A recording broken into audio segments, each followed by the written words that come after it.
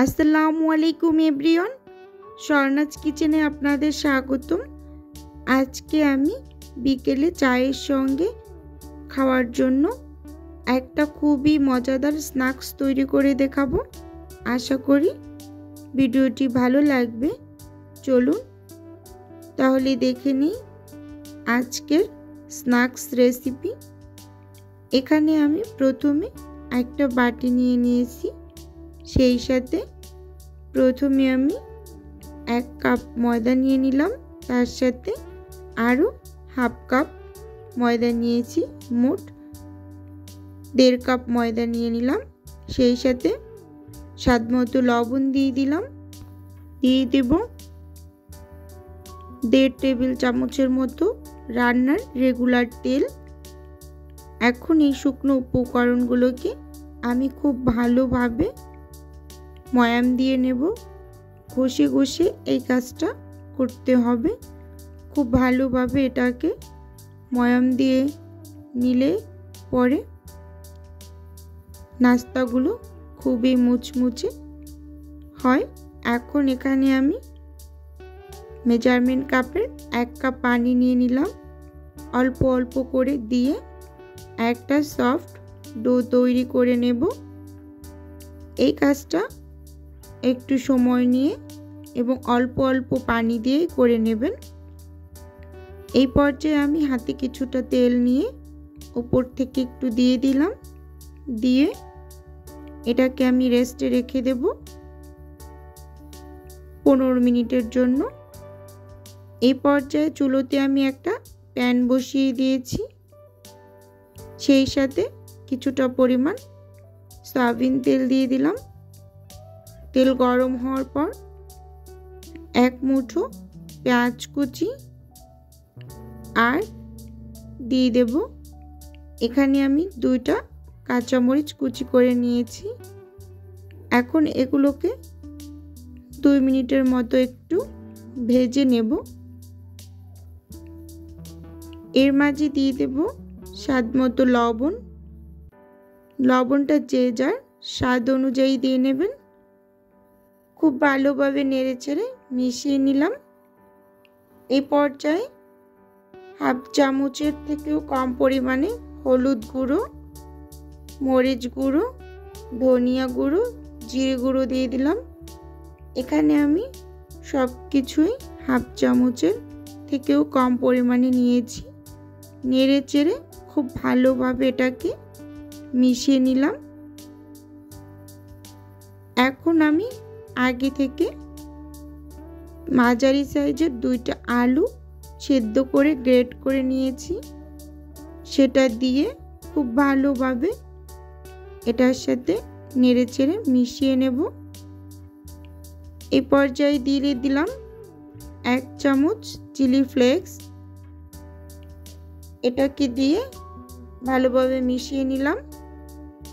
এখানে সাথে ম্যাজিক মশলাটা ব্যবহার করব, দিয়ে দিলাম। সাথে ম্যাজিক মশলা দিলে অন্য কোনো মশলার প্রয়োজন হয় না, এটাতেই সমস্ত মশলা থাকে এবং স্বাদটা অনেক অংশে বাড়িয়ে দেয়। খুব ভালোভাবে নেড়েচেড়ে মিশিয়ে একটা প্লেটে তুলে নিলাম। 15 মিনিট পর ঢাকনা খুলে ডোটা আরও অনেকটা সফট হয়ে গিয়েছে। এভাবে করে রেস্টে রেখে দিলে ডোটা অনেকটাই সফট হয়ে যায়। এখন একটু মেখে নিলাম, সরাসরি বোর্ডের উপর নিয়ে নিলাম, নিয়ে খুব ভালোভাবে একটু মথে এখানে আমি লম্বা একটা ডো তৈরি করে নিয়েছি। সেখান থেকে ছোট ছোট একই সাইজের লেচি কেটে নিয়েছি।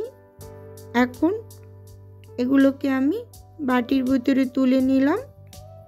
বোর্ডের উপরে আমি একটা লেচি নিয়ে নিলাম। এখন হাতের সাহায্যে চাপ দিয়ে একটু পাতলা করে নিয়েছি। উপর থেকে কিছুটা পরিমাণ আটা ছিটিয়ে এখানে আমি একটা রুটি তৈরি করে নেব পাতলা সাইজের। আগে থেকে যে পুরটা আমি রেডি করে রেখেছি সেখান থেকে কিছুটা নিয়ে হাতের মাঝে এভাবে করে গোলাকার একটা বলের মতো তৈরি করে একটু চাপ দিয়ে নিয়েছি। এখন রুটিটার মাঝ বরাবর দিয়ে দিলাম, দিয়ে চাকুর সাহায্যে এভাবে করে চারপাশ থেকে কেটে নিলাম। দেখতেই পাচ্ছেন স্ক্রিনে এটা কিভাবে করেছি। এখন এখানে আমি একটা ব্রাশের সাহায্যে উপর থেকে চার সাইডে একটু পানি লাগিয়ে নিলাম, নিয়ে এখন একটা একটা করে